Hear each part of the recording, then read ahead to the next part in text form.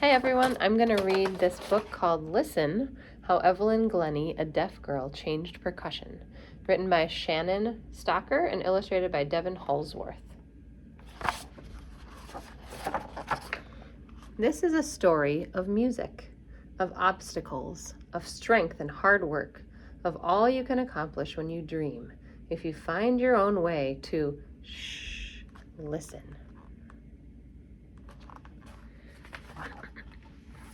If your ears can't hear the strum or hum or thrum of a melody, can music still swirl and whirl? It did for Evelyn Glennie. Listen. In the late 1960s, Scottish music rolled through the farm hills of Aberdeenshire, Scotland, where Evelyn Glennie grew up. Her heart swelled when air blew from the bellows of her father's accordion on Christmas Eve. On Sundays, she sat on the organ bench with her mother. A curtain closed behind them, creating their own tiny world of pipes and pedals. There they are playing the organ, and there's her dad playing the accordion. From the moment Evelyn heard her first note, music held her heart. Evelyn played piano songs by ear at 8 years old. Tink, tink, tink. Wah-woo, wah-woo. Clarinet notes slid through her lips when she was 10. But soon, her ears began to hurt. Voices became distant whispers. Evelyn's parents took her to the audiologist, that's a hearing doctor. He frowned. The nerves in Evelyn's ears are degenerating. That means they're getting worse. She's never going to be able to play music. She's going to need hearing aids for the rest of her life, and she's going to need to go to a school for the deaf. Evelyn didn't understand. Only 30 minutes earlier, she'd been able to play music, and now she couldn't? Why? She wanted to wear hearing aids, read lips, and play music. She wanted to choose which school she went to. Evelyn's parents shook their heads at the doctor. No, her father told him, hearing or not, she will do what she wants to do.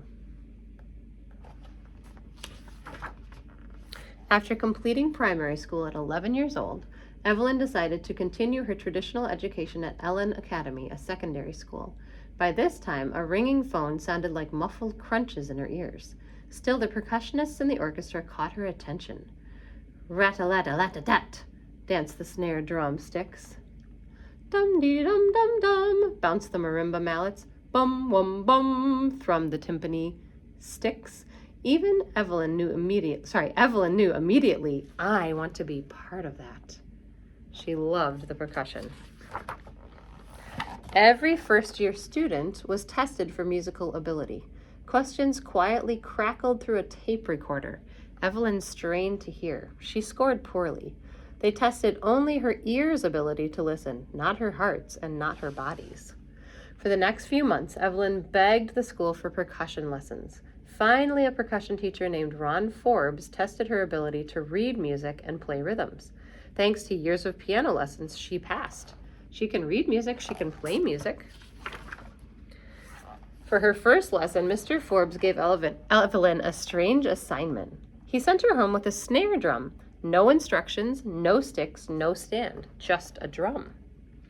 Evelyn rapped it. She pinched it. She scraped it with her fingernails. She turned it upside down. She rubbed her jewelry on it. Every action created a different vibration. There are lots of ways you could play a drum. At her second lesson, Mr. Forbes asked, "How did you get on?" "I don't know," she admitted. He knew she lived on a farm. "How does a tractor feel?" he asked.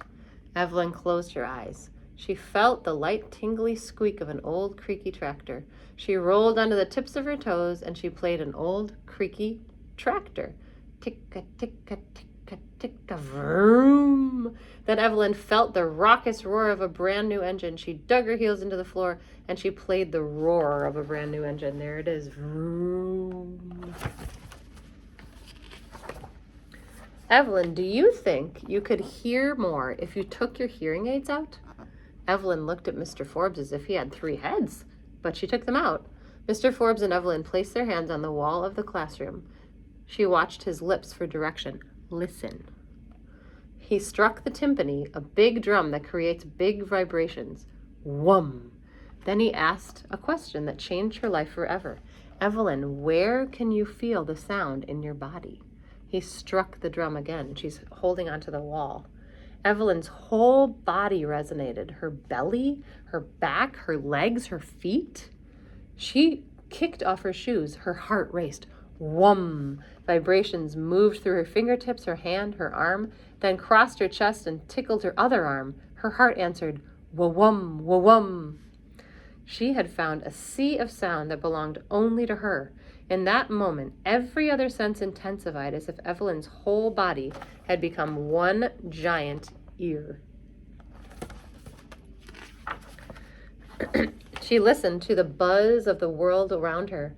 Vroom, distant trucks zoomed by. Evelyn's legs listened, humming with the rattle of the road. Wah, wah, wah, muffled voices muttered through an underwater fog.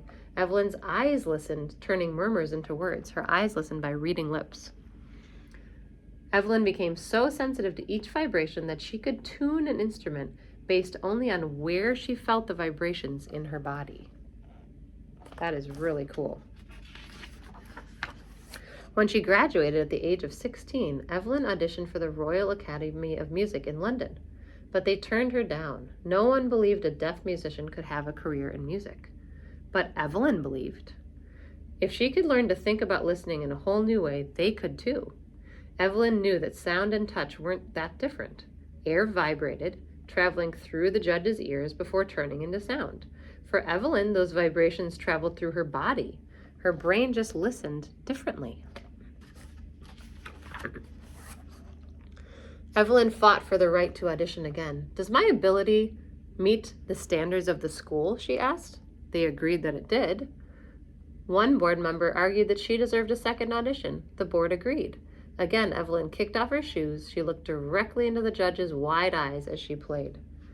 Dum-de-da-dum-dum-dum, bum-bum, rat-a-tat-tat-tat-tat. Her snare drum sticks danced, rat-a-tat-tat-tat. Her marimba mallets bounced, dum-da-da-dum-dum-dum, and her timpani sticks thrum, bum-wum-bum. Everything resonated together. The sticks, the mallets, the keys, the room, and Evelyn. This time, they didn't just hear her, they listened. Her music flowed through their ears and their bodies and into their hearts. They welcomed her into the academy. After that, every music school in Great Britain changed its rules. Everyone agreed no one should be turned away simply because of a disability. During her second year at the Royal Academy of Music, Evelyn entered a national percussion competition. She took chances interpreting music her way, and she won. Her heart fluttered when she received the prestigious Queen's Commendation for both music and academic excellence. And at the age of 17, she again kicked off her shoes to perform the very first solo percussion concerto at the Royal Academy of Music. A concerto is when you're the soloist with an orchestra. As she sank into the cushion of broad sounds, the audience sank too. As she jabbed at short, sharp sounds, the audience jabbed too. Evelyn played with a freedom that no one had ever heard before. Europe listened. Soon, television shows documented Evelyn's life. After graduating, she was invited to perform Bartók's Sonata for 2 pianos and percussion. The piece was recorded by CBS Records and gave Evelyn the first 2 Grammy Awards. She recorded albums and performed in more than 40 countries. And the Queen of England knighted her Dame Evelyn. The world listened. Evelyn remembered the audiologist who thought people could only hear with their ears. He was wrong. Losing my hearing, she said, made me a better listener. Evelyn Glennie became the first full-time solo percussionist in the world. She owns nearly 3,000 instruments, all of which sing in her hands. Throughout her life, many people told her, no, you can't, but Evelyn always knew she could. And you can too, if you only, listen.